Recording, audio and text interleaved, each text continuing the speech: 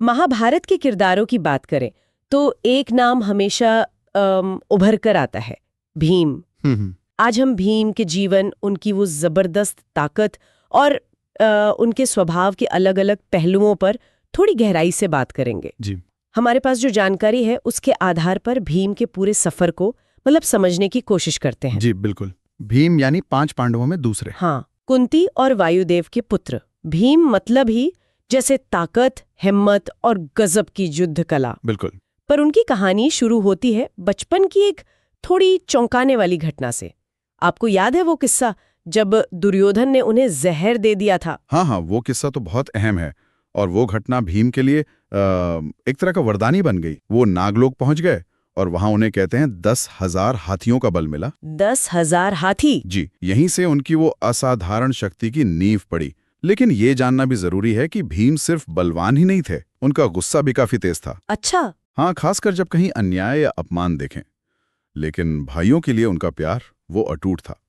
और हाँ, खाने के शौकीन तो थे ही, इसीलिए तो वृकोदर कहलाए। हाँ, वृकोदर। और गुरु द्रोणाचार्य से शस्त्र विद्या और बलराम से गदा सीखी उन्होंने। तो ये जो इतनी ताकत मिली उन्हें, क्या इसे संभालना हमेशा आसान रहा होगा? मेरा मतलब है, क्या ये सिर्फ वरदान थी या कभी शायद बोझ भी बनी? ये बहुत अच्छा सवाल है। देखिए, जाहिर है इतनी शक्ति एक बहुत बड़ी जिम्मेदारी भी लाती है। और वनवास के दौरान उनकी ताकत और कर्तव्य वो दोनों ही दिखे।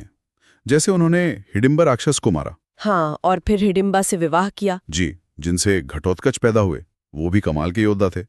फिर वो एका चक्रपुरी वाला मामला, बकासुर का अंत करके गांव वालों को बचाया। सही। तो मतलब वो अपनी शक्ति का इस्तेमाल दूसरों की रक्षा के लिए भी करते थे? बिल्कुल करते थे। ये उनके चरित्र का एक महत्वपूर्ण हिस्सा है। और फिर द्रौपदी स्वयंवर के बाद की जो स्थिति थी वो भी काफी जटिल थी ना? जी। माँ कुंती के कहने पर द्रौपदी 5 भाइयों की पत्नी बनी। लेकिन जब भरी सभा में द्रौपदी का अपमान हुआ, तब भीम का जो रूप सामने आया वो शायद उनकी पहचान का सबसे अहम हिस्सा है। बिल्कुल बिल्कुल। वो अपमान उनके लिए असहनीय था। और वहीं उसी सभा में उन्होंने वो भयानक प्रतिज्ञाएं ली। हाँ, वो प्रतिज्ञाएं तो कि दुशासन की छाती चीरकर उसका लहू पिएंगे और दुर्योधन की जांघें तोड़ देंगे। ये सिर्फ गुस्सा नहीं था, ये अन्याय के खिलाफ उनकी आवाज थी, अपने परिवार के सम्मान की रक्षा का प्रण था। उनका न्याय और भाई प्रेम यहाँ एकदम चरम पर दिखता है। जी हाँ। और उन्होंने ये प्रण पूरे भी किए।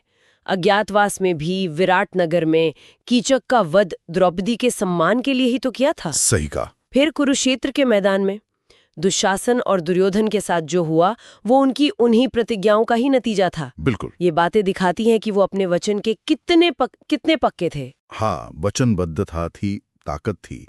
लेकिन कहानी का एक और पहलू भी है, वो है अभिमान। अभिमान कैसे?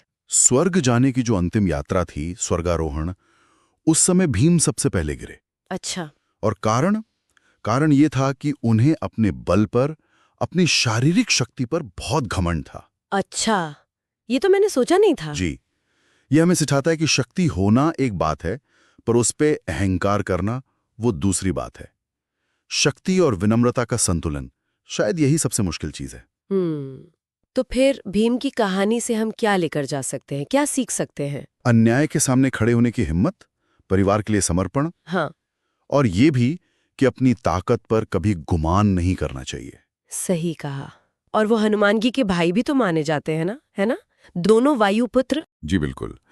भीम का जीवन ये दिखाता है कि बेहिसाब शक्ति अगर विवेक और विनम्रता के साथ न हो तो वो पतन का कारण भी बन सकती है। ये हमें सोचने पर मजबूर करता है, क्या सिर्फ ताकतवर होना ही काफी है, या फिर उस ताकत को सही मकसद के लिए, धर्म और न्याय के लिए इस्तेमाल करना ज्यादा जरूरी है? ये सवाल तो आज भी उतना ही मायने रखता है। बिल्कुल।